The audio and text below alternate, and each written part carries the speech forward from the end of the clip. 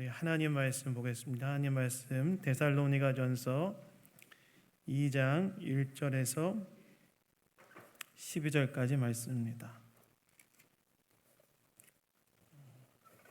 데살로니가전서 2장 1절에서 12절까지 말씀입니다.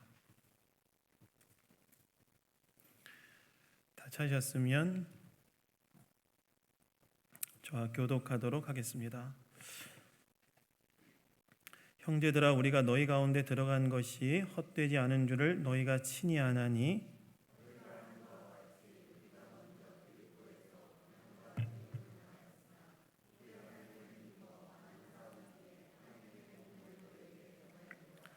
우리의 권면은 간사함이나 부정에서 난 것이 아니요 속임수로 하는 것도 아니라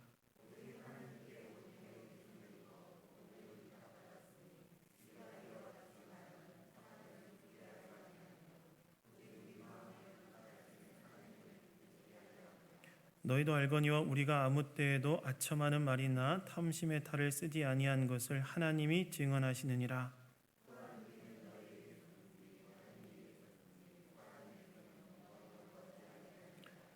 우리는 그리스도의 사도로서 마땅히 권위를 주장할 수 있으나 도리어 너희 가운데서 유순한 자가 되어 유모가 자기 자녀를 기름과 같이 하였으니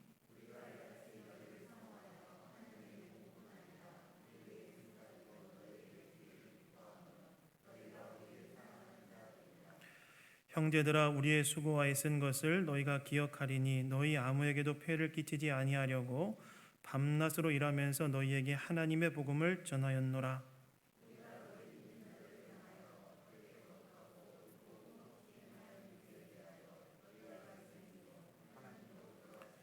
너희도 아는 바와 같이 우리가 너희 각 사람에게 아버지가 자기 자녀에게 하듯 권면하고 위로하고 경계하노니 이는 너희를 부르사 자기 나라와 영광에 이르게 하시는 하나님께 합당히 행하게 하려 함이라. 아멘. 참된 전도자의 모습이란 제목으로 하나님 말씀 나누기 원합니다. 여러분, 저와 여러분이 예수를 믿고 난 다음에 예수님께서 저와 여러분에게 주신 사명이 있습니다. 예수님을 믿고 난 다음에 예수님을 믿고 온 저와 여러분에게 예수님이 주신 사명이 있다는 거예요.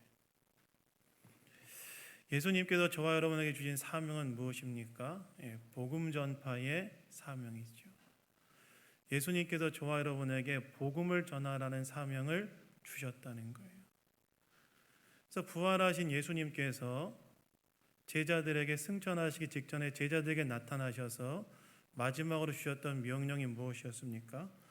마가복음 16장 15절을 보면 이렇게 나와 있죠. 너희는 온 천하에 다니며 만민에게 복음을 전파하라. 이렇게 말씀하셨어요. 부활하신 예수님께서 승천하시기 직전에 마치 유언처럼 제자들에게 주셨던 마지막 명령이 무엇이었냐면 너희는 온 천하에 다니며 만민에게 복음을 전파하라는 명령을 주셨다는 거예요.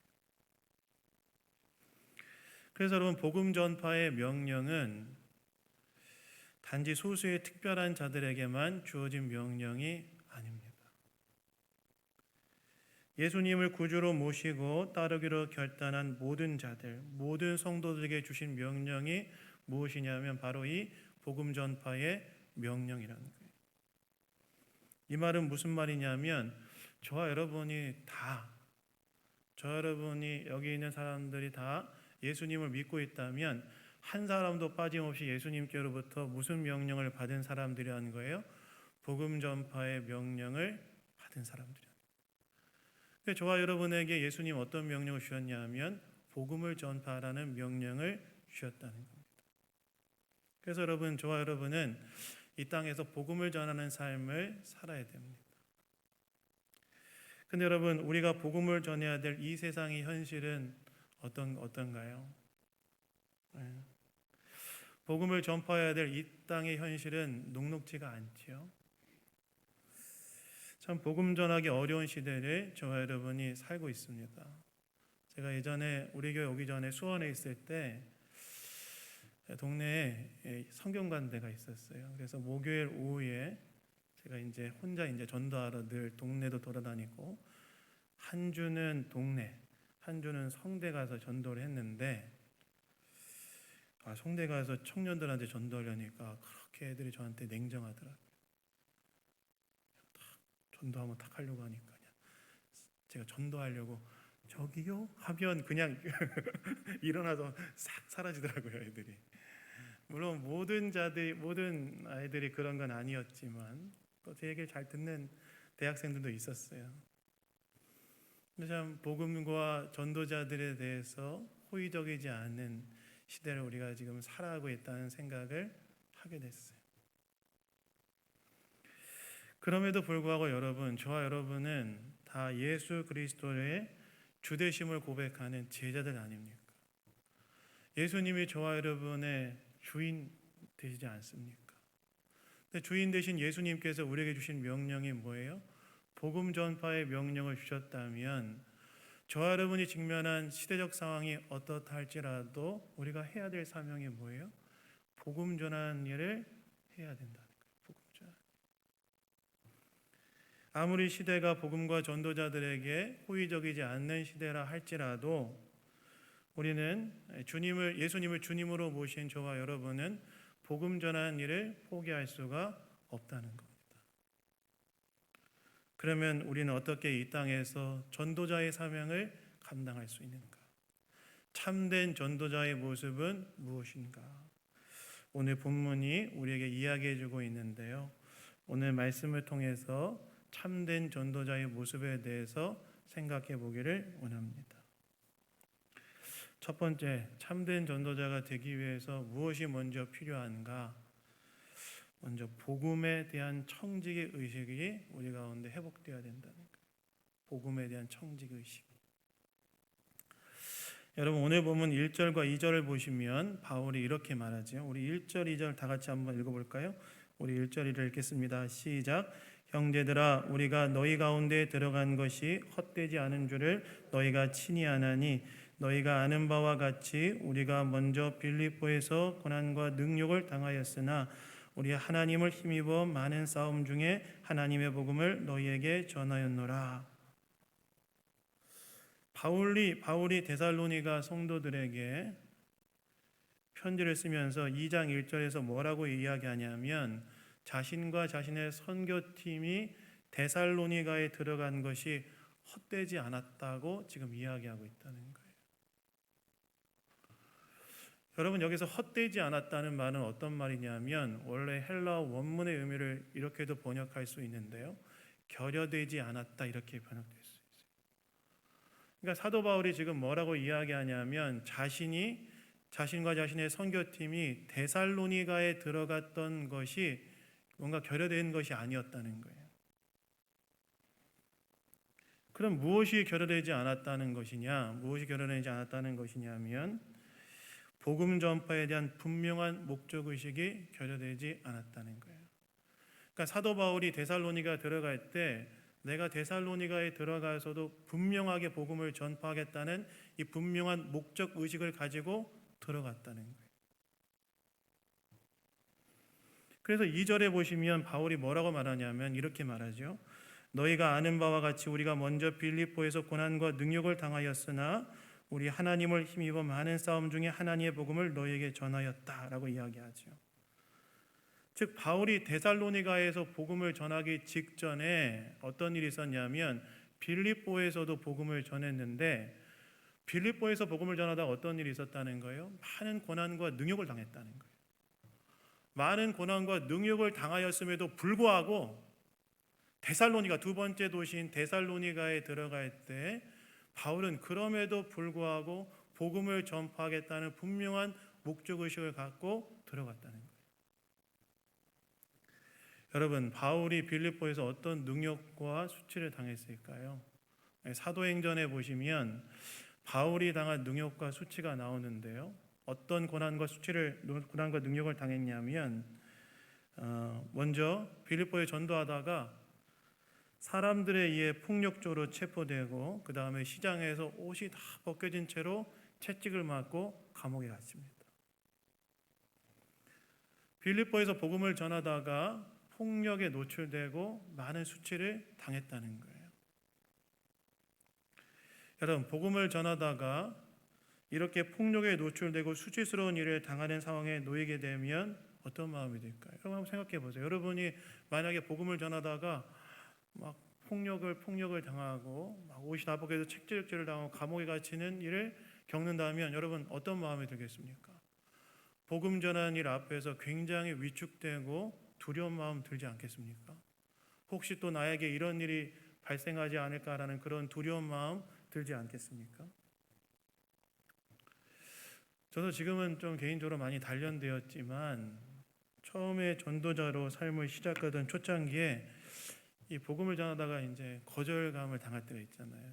저기요 이렇게 얘기했을 때 뭐 이제 교회 다니세요 이런 거 물어봤을 때 막 거절감을 당하면 또 거절당할 것에 대한 두려움 때문에 복음 전하는 일이 상당히 위축이 되더라고요.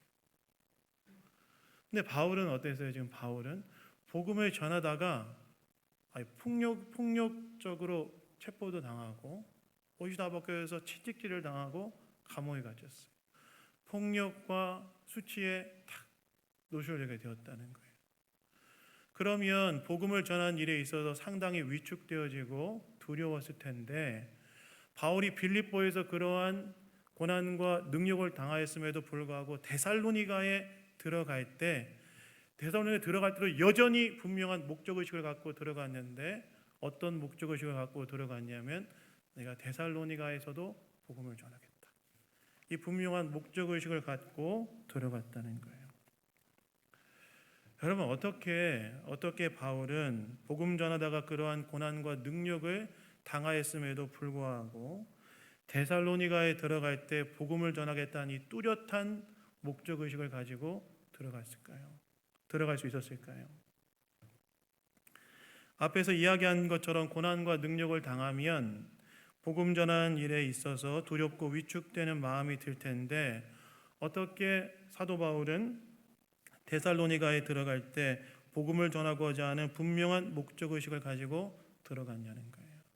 그 이유는 뭐냐면 바울이 이렇게 할 수 있었던 이유는 무엇이냐면 바로 복음에 대한 청지기의식이 있었기 때문에. 청지기의식. 여러분 청지기는 무엇입니까? 청지기는 어떤 사람이냐면 주인이 맡긴 것을 대신 관리하는 자가 청지기죠. 바울이 어떤 상황에서도 복음 전파의 사명을 감당할 수 있었던 이유는 무엇이었냐면 바로 이 복음에 대한 청지기 의식이 있었기 때문이라는 거예요. 그래서 여러분 4절에 보시면 사도 바울이 뭐라고 이야기합니까? 이렇게 이야기하죠. 오직 하나님께 옳게 여기심을 입어 복음을 위탁받았으니 우리가 이와 같이 말함은 사람을 기쁘게 하려 함이 아니요 오직 우리의 마음을 감찰하시는 하나님을 기쁘시게 하려 함이라. 바울이 왜 어떤 상황에서도 복음을 전하려고 했는가? 바울 안에는 뭐가 있었냐면 하나님께서 자신을 옳게 여겨주셔서 즉 자신을 충성되이 여기셔서 나에게 복음을 맡기셨다는 이 복음에 대한 청지기 의식이 있었기 때문에 그가 어떤 상황 가운데 놓인다 할지라도 이 복음 전하는 일을 포기하지 않았다는 거예요. 하나님이 자신을 옳게 여기셔서 충성되이 여기셔서 복음을 맡기셨다는 이 복음에 대한 청지기 의식이 있었기 때문에 어떤 상황에 놓여 있다 할지라도 이 복음을 전파하는 일을 포기할 수 없다라는 것에 대한 삶의 모습이 나타났다는 거예요. 여러분 바울이라고 두렵지 않았겠습니까? 바울이라고 위축되지 않았겠어요? 복음 전하는 일 앞에서 이미 빌립보에서 얼마나 많은 고난과 능력을 당했습니까? 바울이라고 두렵지 않았겠습니까? 바울이라고 위축되지 않았겠습니까? 고린도후서에 보면 사도 바울이 뭐라고까지 이야기하냐면 이렇게 얘기해요. 형제들아 우리가 아시아에서 당한 환난을 너희가 모르기를 원하지 아니하노니 힘에 겹도록 심한 고난을 당하여 살 소망까지 끊어져 버렸었다. 우리는 우리 자신이 사형 선고를 받은 줄 알았다 이렇게 얘기해요. 사도 바울도 복음을 전하다가 받았던 그 수많은 고난과 능력 앞에서 두렵고 또 위축되어지고 살 소망조차도 잃어버릴 정도로 괴로운 시간을 보냈다고 고백하고 있다는 거예요. 그럼에도 불구하고 어떤 상황 가운데서 사도 바울이 복음을 전하고자 했던 이유는 무엇이냐면 자기는 너무나 부족하고 자기는 너무나 연약하고 자기는 너무나 어리석은데 하나님께서 그런 자기를 옳게 여겨주셨다는 거예요. 옳게 여겨주셨다. 자기는 너무나 부족하고 여전히 복음을 전하는 것 앞에서 두렵고 불안하고 위축되어지고 때로는 살 소망이 끊어진 것처럼 죽음에 대한 공포 앞에 놓여 있을 때도 있었지만 그럼에도 불구하고 복음 전파의 삶을 포기할 수 없었던 이유는 하나님이 나를 옳게 여겨주셔서 나에게 뭘 맡기셨다는 거예요? 복음을 위탁하셨다는 거예요. 하나님과 인간 사이를 유일하게 회복할 수 있는 이 십자가의 진리를 맡겨주셨다는 거예요. 그러니까 이 복음에 대한 청지기로서의 의식 속에서 사도 바울이 뭘 계속할 수 있었냐? 바로 이 복음 전파의 삶을 살아갈 수 있었다는 거예요. 질그릇에 불과한 나인데 그러한 질그릇에 정말 너무나 값진 보배인 복음을 하나님께서 맡기셨기 때문에 그래서 나를 옳게 여기셔서 맡겨주시는 복음을 전하지 않을 수 없었다고 이야기하는 겁니다. 여러분, 여기에 우리에게 중요한 교훈이 한 가지가 있어요. 복음 전도자로서 우리에게 필요한 것이 무엇이냐? 하나님이 저와 여러분 다 전도자로 부르지 않으셨습니까? 전도자로서 저와 여러분에게 필요한 것이 무엇이냐면 하나님께서 나에게 복음을 맡기셨다. 하나님이 나에게 복음을 맡기셨다. 이 복음에 대한 청지기 의식이 우리가 다 있어야 돼요. 나는 부족합니다. 나는 연약하고 나는 주님의 일을 하기엔 너무나 어리석지만 하나님께서 그런 나를 옳게 여기셔서 충성되게 여기셔서 나에게 복음을 위탁하셨다. 하나님과 인간 사이에 이 죄의 문제를 해결할 수 있는 이 십자가의 복음의 사건을, 십자가의 복음의 메시지를 나에게 위탁하셨다. 우리 각 사람에게 맡기셨다. 그런 복음에 대한 청지기 의식이 저 여러분 가운데 다 있어야 된다는 거예요. 그러한 청지기 의식이 있을 때 우리가 어떤 상황에서도 흔들리지 않고 복음 전파의 일을 감당할 수 있다는 거예요. 그러면 저와 여러분이 전도자로 살아가기 위해서 나에게 무엇이 있어야 되느냐? 복음에 대한 청지기 의식이 있어야 됩니다. 여러분, 서울의 합정동에 가면 양화진이라는 곳이 있는데요. 양화진 많이 들어보셨죠? 이영희 집사님 들어보셨어요? 안 들어보셨어요? 네. 지금부터 들으시면 됩니다. 그 양화진이라는 곳은 어디냐면 구한 말에 조선에 복음을 들고 온 그 외국인 선교사들 무덤이 딱 있는 곳이에요. 양화진. 제가 학생부, 청년부 이제 사역할 때 학생 청년들 데리고 거기를 진짜 많이 갔었어요. 여러 번 갔었어요. 근데 갈 때마다 제가 받는 감동이 있어요. 조선 사람들에게 복음을 전하기 위해서 많은 것을 희생하고 조선 땅에 들어온 그 외국인 선교사들, 그 선교사님들의 이야기도 감동이지만 조선에 들어와서 복음을 전하다가 또 겪게 된 수많은 고난과 고통 속에서도 포기하지 않고 복음을 전하는 일에 계속 헌신했던 이야기들이 전 또 더 감동이 되더라고요. 그래서 여러분, 존 헤론 선교사님이라는 분이 계세요. 양화진에 처음 묻힌 선교사님. 이분 여러분 29살에 이제 조선에 딱 들어와서 34세에 돌아가세요. 우리나라에서 5년 딱 선교하고 돌아가죠. 근데 이분은 이제 세브란스 병원의 전신인 제중원이라고 현대식 그 병원에 우리나라 현대식 병원의 그 제중원 원장으로 이제 계시면서 복음을 전했는데 딱 5년 선교하고 34살이면 굉장히 어린 나이에 이제 돌아가시게 되는데, 근데 죽기 직전에 아내에게 다음과 같은 유언을 남겨요. 어떤 유언을 남기냐면 이런 유언을 남깁니다. 부인, 내가 떠나더라도 조선에 계속 남아서 선교 활동을 해주십시오. 딱 하고 죽었대요. 29살에 조선에 들어와서 복음을 전하다가 이제 당시 조선의 이질이 막 퍼져나가면서 조선인들의 이질을 치료하다가 본인도 이질에 걸려 34살에 딱 죽게 되는데 죽기 직전에 아내한테 남겼던 유언이 뭐냐면 내가 죽더라도 계속 남아서 이 조선에서 복음을 전해 주십시오. 그러겠다는 거예요. 또 루비 캔드릭 선교사님이란 분이 계신데 이분은 여자분이신데요. 이분은 1907년 25세의 나이에 조선에 들어와서 26에 죽어요. 1년도 못 살고 죽어요. 딱 한국에 들어와서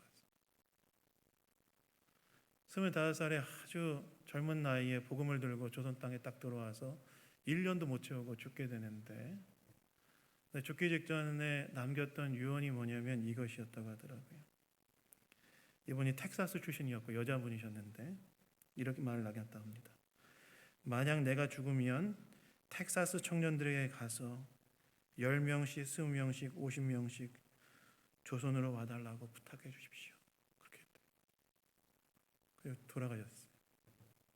근데 이분의 이 유언이 텍사스에 있는 그 청년들, 교회 청년연합회에 들려져서 그 이야기를 통해서 몇 명이 조선에 복음 들고 선교사로 헌신하냐면 20명이 헌신해서 들어왔다. 그래서 그 선교사님 그 비문에 뭐라고 기록되어 있냐면 이렇게 기록되어 있어. 내가 만약 1000개의 목숨이 있다면 그 모두를 조선해 주고 떠나겠습니다. 이렇게 했다는 거예요. 복음을 들고 와서 헌신했다는 거죠. 끝까지 헌신했다는 거죠.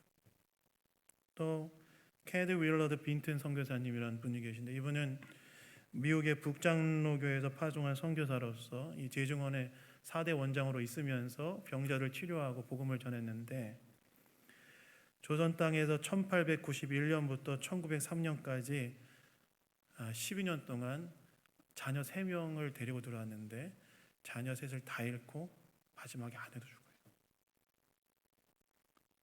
그런데도 포기하지 않고 이 복음 전파 일을 감당합니다.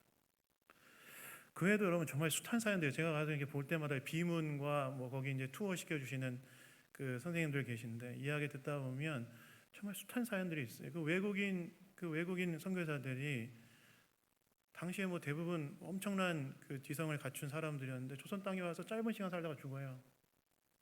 근데 죽을 때에도 어떤 유언들을 남기느냐? 내가 죽어도 끝까지 복음을 전해 주십시오.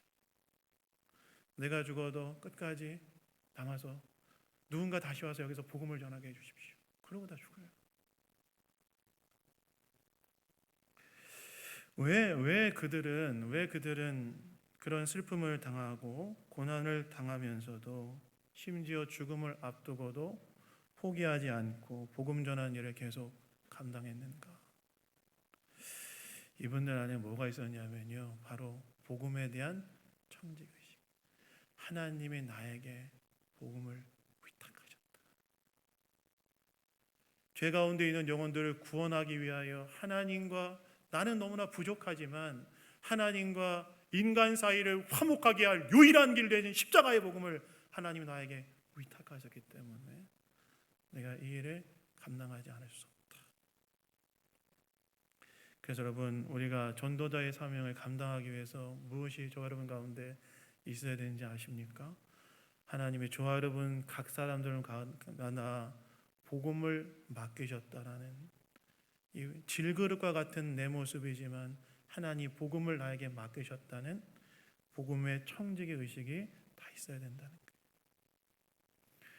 여러분, 저는 호떡을 좋아합니다. 여러분 호떡 좋아하세요? 싫어하시는 분 없으시겠죠? 이렇게 딱 호떡을 딱 찢으면 이렇게 그 검정색 꿀 같은 흑설탕 그 나오는 거 너무너무 맛있는데 호떡을 너무 좋아해요. 제가 대학 다닐 때 이제 궁동과 언동에서 자취를 했는데요. 여러분 궁동에 가보신 분은 알겠지만 궁동에 가면 궁동 농협이 있습니다. 궁동 농협 아세요?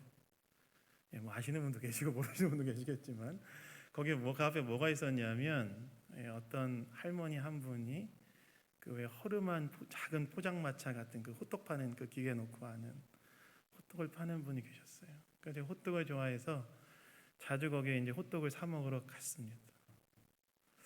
호떡을 사 먹으러 가면 늘 그 할머니가 저한테 하셨던 말씀이 있었어요. 무슨 말씀이냐면 저한테 이제 전도지를 한 장씩 주시면서 꼭 저한테 뭐라고 얘기하시냐면 꼭 예수 믿고 구원받고 교회 갔으면 좋겠다 얘기하더라고요. 그래서 제가 뭐라고 했을까요? 그게 다입니다. 얘기했어요. 근데 그분이 뭐 제 얼굴을 뭐 익혔던 분이 아니니까 제가 갈 때마다, 제가 호떡을 좋아하니까 늘 자주 갔는데 갈 때마다 전도 주시면서 예수 믿고 구원받고 천국 뭐 이렇게 교회 갔으면 좋겠다. 그게 늘 저한테 하셨어요.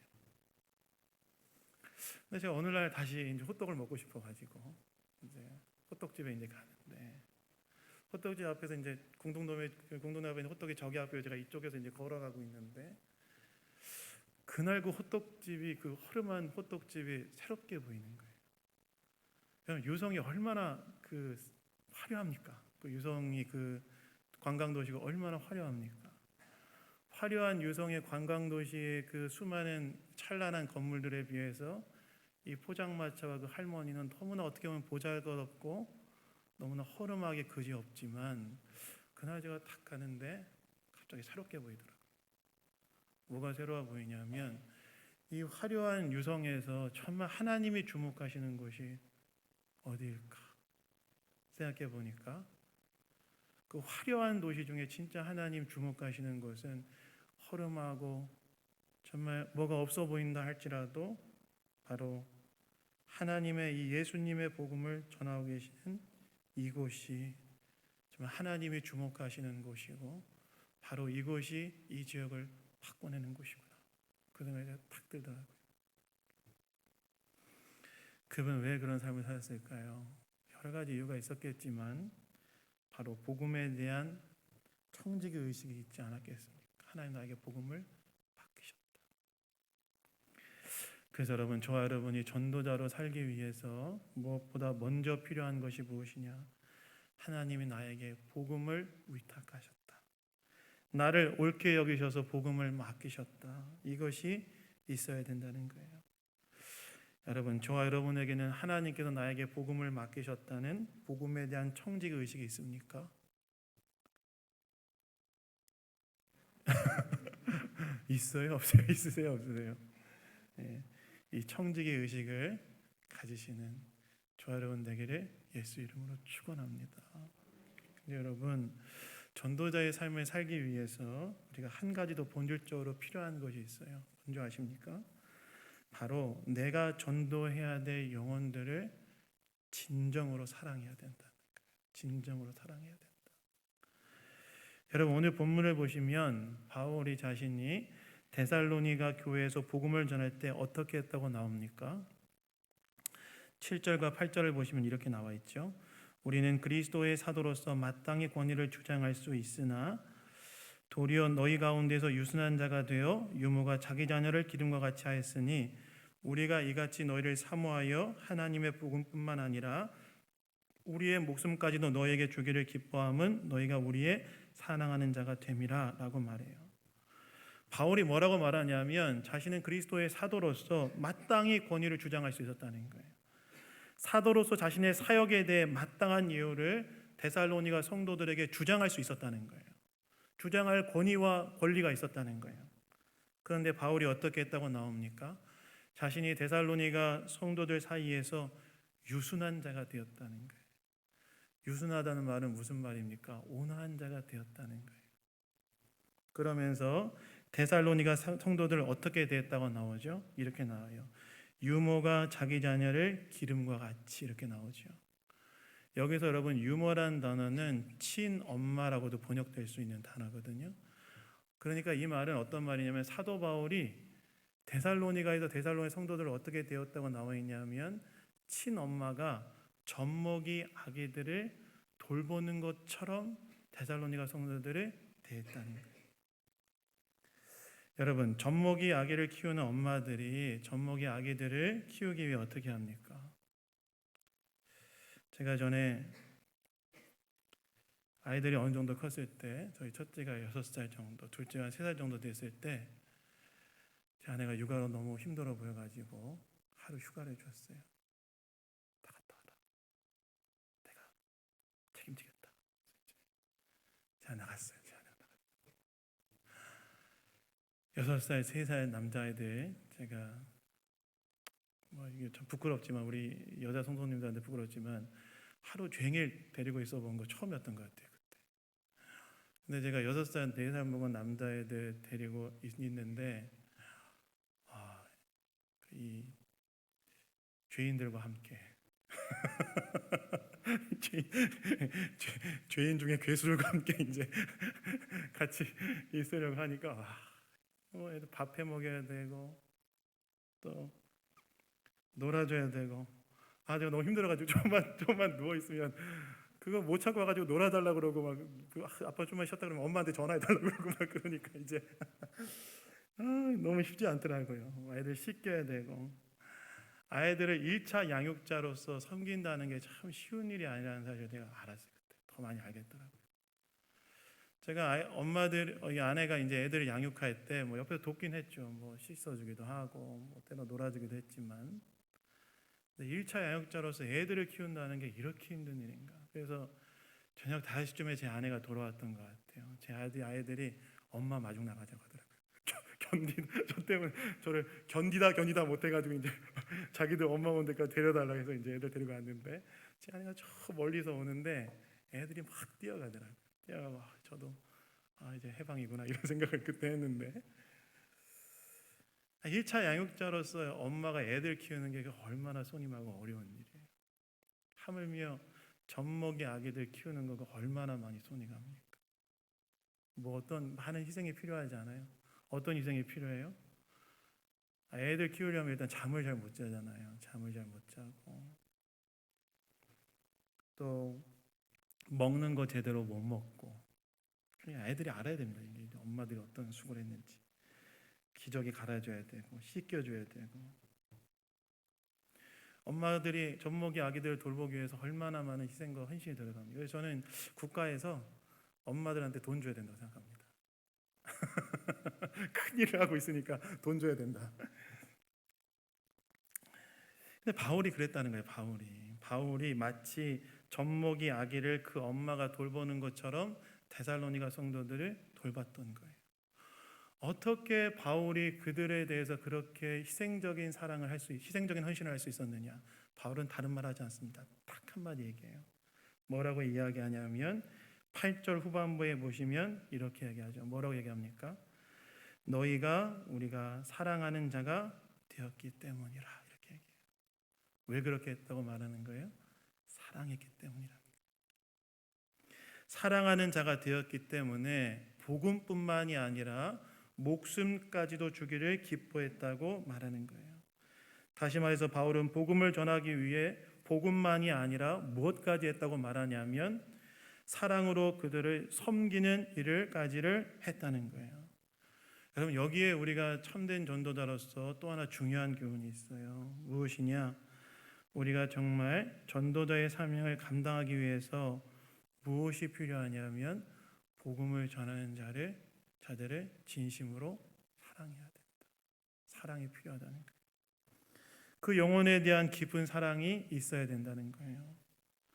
그런데 여러분 사랑은 무엇으로 나타납니까? 사랑은 상대방에 대한 섬김으로 나타나는 거예요. 지난주에도 우리가 사랑의 수고에 대한 말씀을 나누었는데 사랑에는 상대방을 위한 수고, 즉 섬김과 희생으로 표현된다는 그런 이야기입니다. 다시 말해 사랑은 말로만 하는 것이 아니라 상대방에 대한 섬김과 희생으로 나타난다는 거예요. 전도도 마찬가지라는 거예요.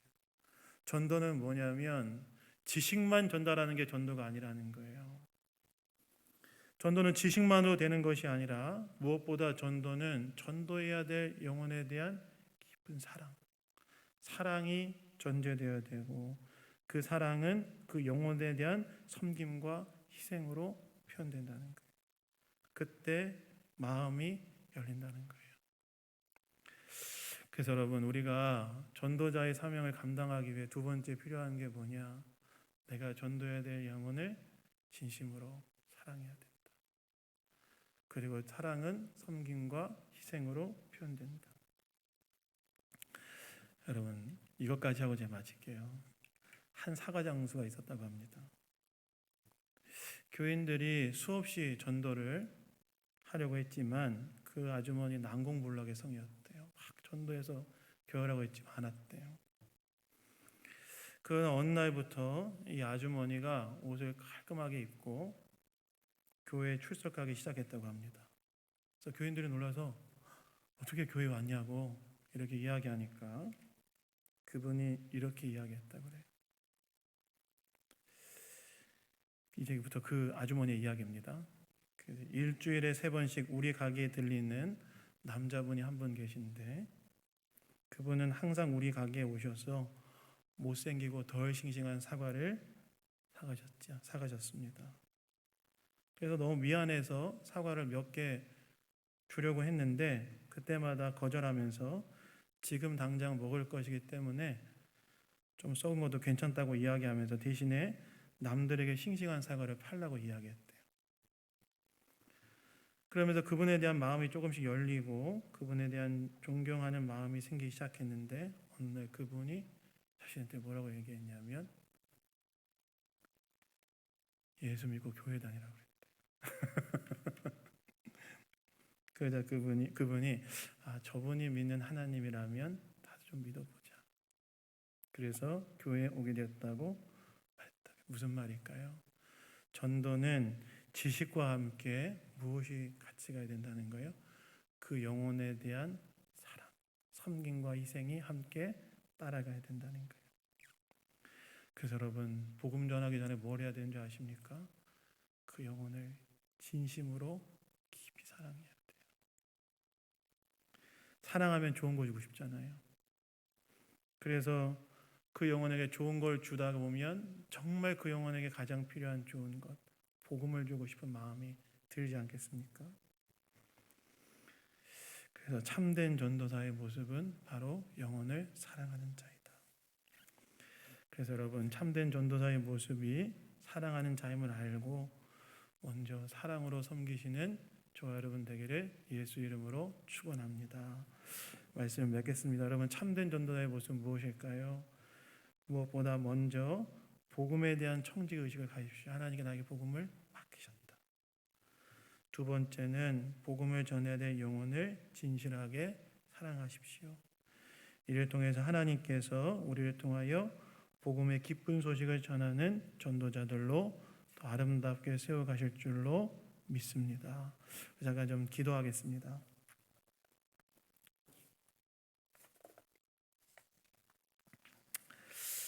하나님 아버지 감사합니다. 오늘 말씀을 통해 우리에게 이야기해 주셔서 감사드립니다. 우리 모두가 전도자로 부름받았음을 기억하며 복음에 대한 청지의식을 갖고 사랑으로 섬기며 복음을 전하는 참된 전도자들로 다 세워져 갈 수 있도록 역사하여 주시옵소서. 모든 것 주님께 감사드리며 우리를 구원하신 예수 그리스도의 이름으로 기도드렸습니다. 아멘.